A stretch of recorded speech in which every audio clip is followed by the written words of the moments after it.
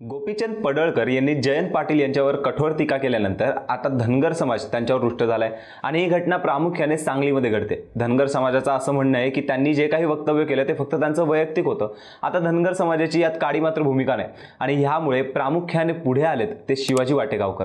तू पुन्हा वाळवा तालुक्यात येऊन दाखव, नाही तुला पळून मारलं तर बघ, असा दम त्यांनी पडळकरांना दिला।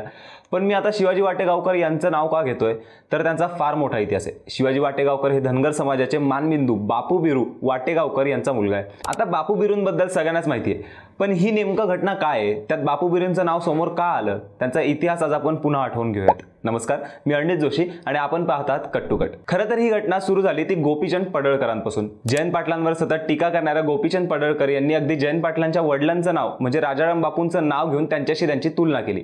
त्यांनी जे काही भाषण केले त्यामुळे धनगर समाज त्यांच्यावर रुष्ट झाला। आता खरं तर यात धनगर समाजाने रुष्ट व्हायचं काही कारण नव्हतं, पण गोपीचंद पडळकर यांच्या अशा वक्तव्यामुळे धनगर समाजाचं नाव बदनाम होतंय असं सगळ्यांना वाटलं आणि त्यांनी गोपीचंद पडळकर यांच्या विरोधात मोर्चा काढला, ज्यात धनगर समाजाचे मानबिंदू बापू बिरू यांचा मुलगा शिवाजी वाटेगावकर यांनी पडळकरांना झापलं।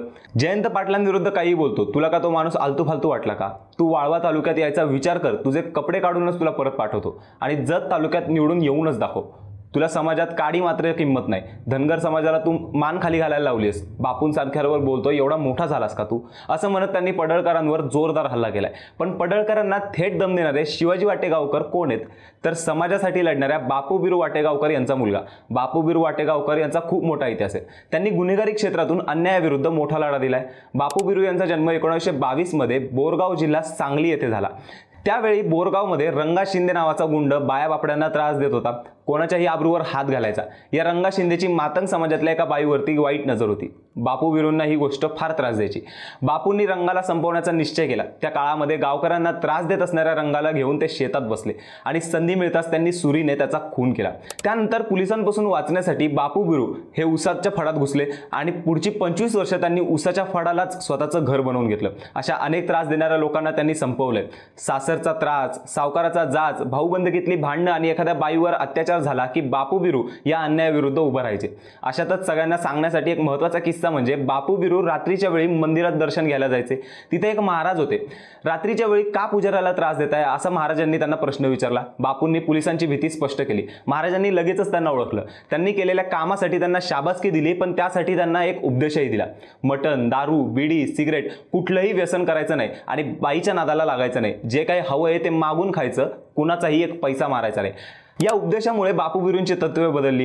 त्यांच्या टोळीत तब्बल 50 पेक्षा जास्त माणसं होती, पण एकालाही काडी मात्र व्यसन नाही। अनेक काळ पोलीस त्यांच्या मागावर होती, पण बापू बिरू कधीच कोणाला सापडलेले नाही। त्यांच्यावर अनेक खून प्रकरणाचे गुन्हे दाखल होते। अशातच एकदा फरार असताना त्यांची भेट कुख्यात चंदन तस्कर वीरप्पनशी झाली होती। वीरप्पनने त्यांना त्यांच्या टोळीमध्ये सामील होण्यासाठी सांगितले, पण बापू बिरूंनी त्यालाही खडा जबाब दिला। ते म्हणाले की तू तस्कर आहेस, पैशांसाठी तू जनावरे मारून तस्करी करतो आणि मी सर्वसामान्यांसाठी हाती शस्त्र घेतलेत, आपले मार्ग वेगवेगळे आहेत।